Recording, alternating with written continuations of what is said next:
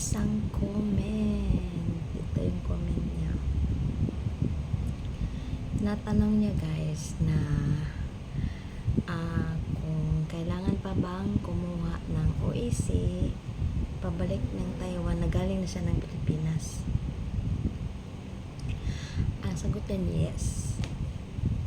Kailangan mo pa rin kumuha ng OEC kasi yung OEC na yan sa atin talaga yan.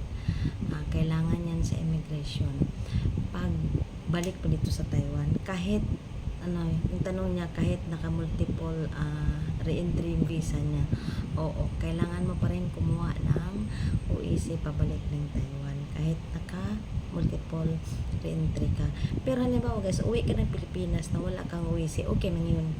Okay lang, makakauwi ka pa rin kahit wala kang OEC na kuha. Kasi ang OEC, pagbalik yan dito sa Taiwan, doon yan nahanapin sa immigration. Pero pauwi ng Pilipinas, pwedeng wala kang OEC.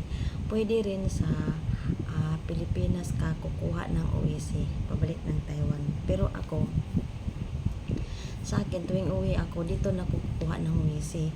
Kasi, minsan na may malakalimutan natin sa Pilipinas na kumuha ka ng OEC. Kaya ako, dito na kukuha para pag uwi ko sa Pilipinas, wala na akong isipin, ay wala pala akong OEC, kailangan ko pang kumuha. So ako, dito na kukuha ng OEC. Yung OEC natin guys, forever na yan, hindi na mababago. Kasi ano yan requirements talaga sa natin na mga workers.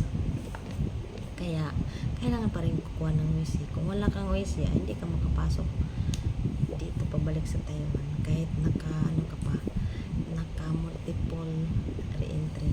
Kasi yung yung ERC kasi namin na bago na. Dati kasi yung re-entry, lang yun. Dati, una, nasa passport lang. Pangalawa, nasa papel lang. Ngayon, nilagay na talaga sa ID natin sa ERC para hindi na mawawala. Talaga nakadikit na siya na red yun pula. Naka-multiple re-entry ka na. So, hindi ka na yung kailangan ko pang kuha ng re-entry, hindi, nandyan na, automatic na siya. Kaya ang kuhain na lang natin yung OEC pabalik dito sa Taiwan. So guys, sana masagot mo yun, Sisi. Nag-comment din sa akin sa video ko noong isang araw, hindi ko pa siya na-reply, pero na-reply ko naman siya sa comment. Wala siyang channel. Sana, Sisi, mapanood mo to. Pero ni-reply naman kita na yes, pwede. Ay, hindi pwedeng hindi ka kukuha ng OEC. Need pa rin ng OEC pabalik sa Taiwan. Okay guys, kahit hindi lang sa Taiwan, sa buong mundo, lahat ng mga Filipino workers. Kasi requirements natin sa Pilipinas. Okay guys, sana may natutunan.